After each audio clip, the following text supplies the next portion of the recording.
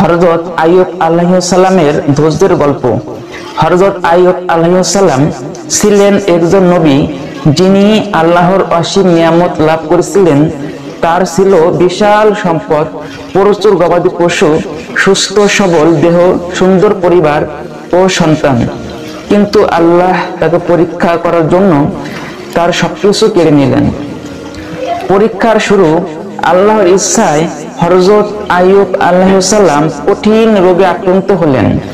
তার শরীর এতটাই অসুস্থ হয়ে পড়ল যে তার গোটা দেহ ক্ষত হয়ে গেল।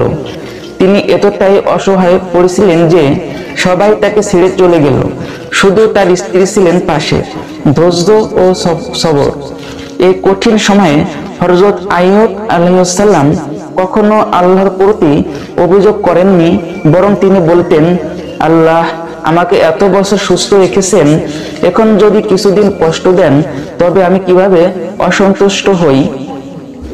এবং তার স্ত্রী যখন একদিন কষ্ট সহ্য করতে না পেরে বললেন, আপনি আল্লাহর কাছে সুস্থতার দোয়া করুন, তখন তিনি বললেন, আমি লজ্জিত আল্লাহর কাছে এত তাড়াতাড়ি সুস্থতার জন্য দোয়া করতে, কারণ আমি অনেক বছর সুস্থ ছিলাম আর এখন কেবল কয়েক বছর কষ্ট পেয়েছি।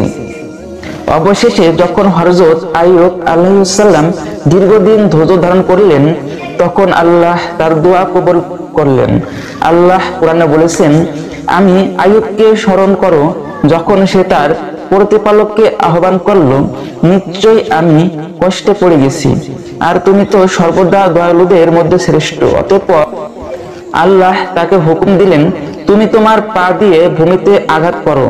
তিনি তা করতেই সেখানে ঠান্ডা পানির ঝর্ণা সৃষ্টি হলো। তিনি সেই পানি পান করলেন এবং গোসল করলেন। সঙ্গে সঙ্গে তার সমস্ত রোগ দূর হয়ে গেল এবং তিনি আগের মতো সুস্থ হয়ে গেলেন। পুনরায় নিয়ামত লাভ, আল্লাহ তার হারিয়ে যাওয়া সব সম্পদ সন্তান ফিরিয়ে দিলেন, বরং আগের চেয়ে দ্বিগুণ দিলেন। এইভাবে আল্লাহ তার পরীক্ষায় সফলতার পুরস্কার দিলেন। গল্পের শিক্ষা, ধৈর্য ও সবর করলে আল্লাহ তার প্রতিদান দেন। জীবনে বিপদ মুসিবত আসতে পারে, কিন্তু আল্লাহর প্রতি বিশ্বাস হারানো উচিত নয়। আল্লাহ যখন পরীক্ষা নেন তখন ধৈর্যশীলদের তিনি উত্তম প্রতিদান দেন।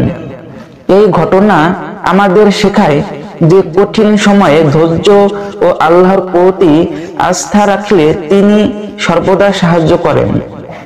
আসসালামু আলাইকুম। সম্মানিত দর্শকবৃন্দু, আমার এই গল্পটি যদি আপনাদের ভালো লেগে থাকে তাহলে আমাদের চ্যানেলটি সাবস্ক্রাইব করে আমাদের পাশে থাকুন এবং পাশে থাকা বেল আইকনটি বাজিয়ে দিন।